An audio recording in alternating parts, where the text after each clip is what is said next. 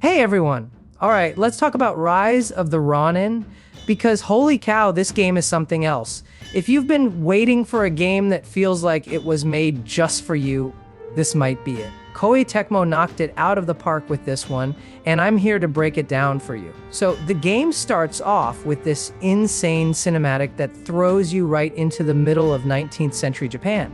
It's chaotic, it's beautiful, and it's got that vibe where you're like, okay, I'm definitely not ready for how epic this is gonna be. You're a Ronin, a samurai without a master, and the world around you is falling apart. Wars, political drama, and a whole lot of sword-swinging action. The first few scenes are basically Koei Tecmo saying, hey, remember Ninja Gaiden 2 Black? Yeah, we're bringing that energy, but with a fresh coat of paint. Now let's talk about the combat, because wow. If you've played Ninja Gaiden 2 Black, you know how satisfying it feels to pull off those perfect combos and just demolish enemies. Rise of the Ronin takes that same precision, but mixes in some of the strategic depth from Wulong Fallen Dynasty. You've got parries, counters, and this posture system that keeps you on your toes. It's not just about mashing buttons, you've got to think, time your moves, and adapt. And when you pull off a flawless fight, oh man, it's amazing. Plus, there's stealth, ranged weapons, and a ton of customization options. It's like they took the best parts of all your favorite action games and mashed them into one. So, what do you think? Are you hyped for Rise of the Ronin? Let me know in the comments. I want to hear your thoughts. And if you're excited to see more gameplay tips, or just me geeking out over this game, make sure to hit that like button, subscribe, and ring the bell. Let's get this started. The next step is character creation. I'm just going to select random characters and proceed for the sake of this video. Okay, next in Rise of the Ronin, the Blade Sharpening Origin is a character customization and backstory system that defines your Ronin's starting attributes, skills, and personality. It is similar to the character class selection in Elden Ring. It's essentially the foundation of your character, shaping how they interact with the world, their combat style, and their role in the story. There are 6 classes to choose from. Your Blade Sharpening Origin and chosen class will define your Ronin's starting skills, equipment, and even how NPCs react to you. Since I prefer a combat-style gameplay, I'm gonna go with Killer. It's a strength-based build, ideal for players who prefer direct melee combat with heavy weapons like katanas and greatsword. Okay, now we start off with the game. The first job is to get to the Bladesmith's location. First, you'll be asked to pick a character to control for now. Once you've done that, your Blade Twin will tell you to follow them. But before you start trailing your twin, step out of the cabin and take a quick peek to your right. Here you'll spot a veiled edge banner waiting for you. Don't miss it. These banners are like checkpoints in the game. You can use them to fully heal, restock some of your health items and projectiles, and even fast travel between banners after the prologue. Whenever you respawn or restart, you'll pop back to the last banner you used unless you hit another checkpoint afterward. The first time you light one, it fully restores your health and replenishes your items. But be careful. If you rest at a banner you've already lit, nearby enemies may come back. Explore the menu at your own pace, then follow your Blade Twin, and you'll find a training area where you'll need to select 2 weapons. Choose weapons based on your Blade Sharpening Origin. It is okay if you want to select weapons of your choice, as you can change it later.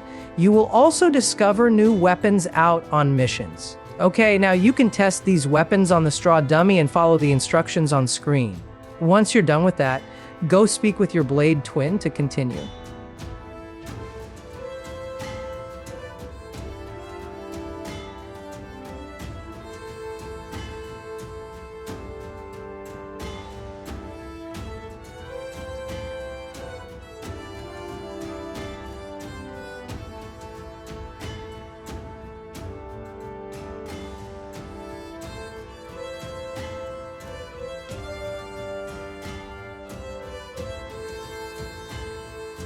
Okay, now you'll have choices to continue or change to different weapon, and if you wish to change your Blade Sharpening Origin, make the tweaks if you wish and continue on ahead and follow your twin.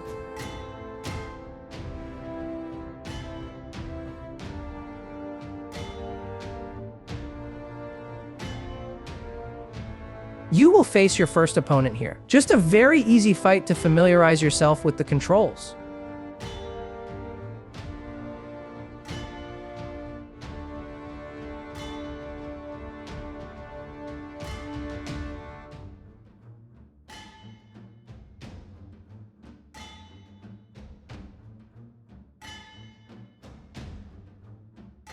Strike and dodge, keeping an eye on your ki. Once he's defeated, collect the reward by pressing R1 over their body.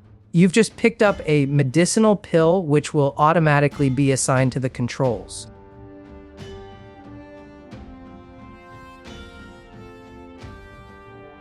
Next, head south onto the wooden platform and look up. You'll see a grapple point above you. Move closer to it until the icon turns blue, then press R2 to grapple up to the higher ledge. Keep moving southwest, and you'll see an enemy running at you.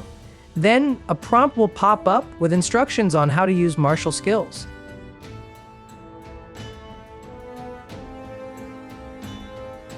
Okay, I jumped the gun there by attacking him with heavy combos. Don't worry, you'll be able to see the martial attack prompt on your screen.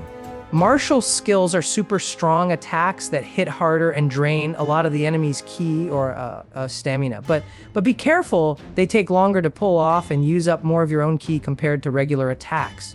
Each weapon has its own unique martial skills, and some of them can be changed by either mashing the buttons or holding them down during the move. The more you hit with these big attacks, the bigger the red bar will get, severely limiting their ability to regenerate ki.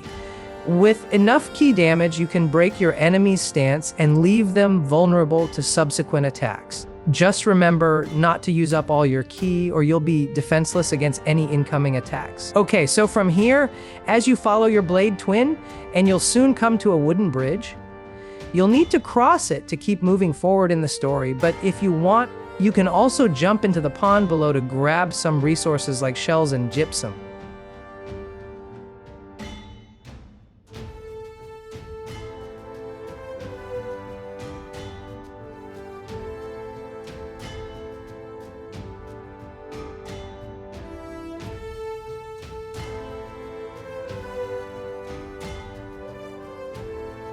Just popping up to recoup my ki.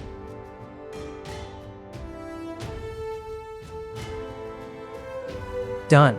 Now you can continue with the story. Just past the wooden bridge, you'll see a veiled edge banner. Light it up to restore your health and refill your medicinal pills. Then walk through the archway and head forward to find the Bladesmith.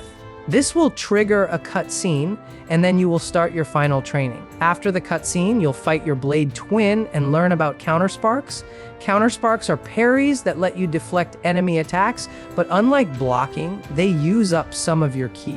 If you time it right, a counterspark will stagger your enemy, giving you a chance to attack without them hitting back right away. When an enemy is staggered or panicked, the ends of their ki bar will turn red. Your goal is to use Counterspark to parry 3 of your Blade Twin's attacks. Once you do that, you'll move on to Counterspark chains. Since most enemies attack multiple times in a row, you'll need to practice handling combos. Your Blade Twin will now use a 3-hit move for you to practice on. You don't have to parry all 3 hits. Just focus on timing a Counterspark for the last move in the combo. Feel free to mix in dodges and blocks to avoid the earlier attacks, then go for the parry when you're ready. Once you finish both Counterspark trainings, use everything you've learned to defeat your Blade Twin. When the fight's over, you'll be prompted to heal your fallen twin. As a reward for completing the training, you and your Blade Twin will team up to face your tough mentor, the Bladesmith, in a final sort of a boss fight. The Bladesmith has the most varied moveset you've faced so far, so here are some attacks to watch out for. The first one is a triple slash, a 3-hit combo. You probably won't stagger the Bladesmith with just one Counterspark, so try blocking or dodging the first 2 hits, then parry the third to open them up for your own attacks. The next one is a charging overhead attack. She rushes at you with their weapon in one hand, then slams down with both hands. The long load up makes this a great move to practice your Counterspark timing. And a double jab, you'll notice the Bladesmith pull their right hand back before jabbing twice. While you can parry both hits, it's also a good idea to dodge to the side and get behind them for a counterattack.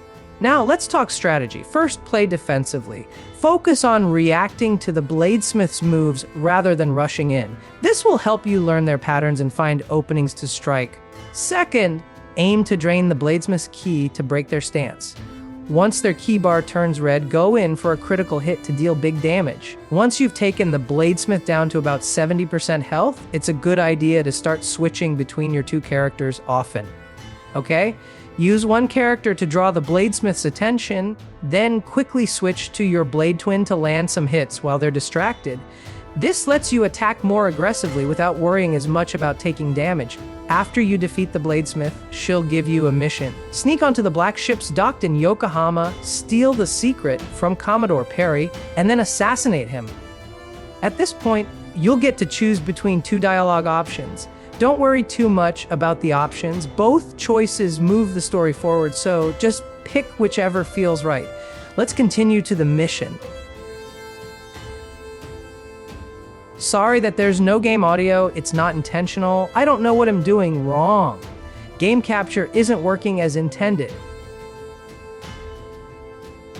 Okay, boys and girls, I will end part 1 of our walkthrough here. I will continue with the mission in my next video.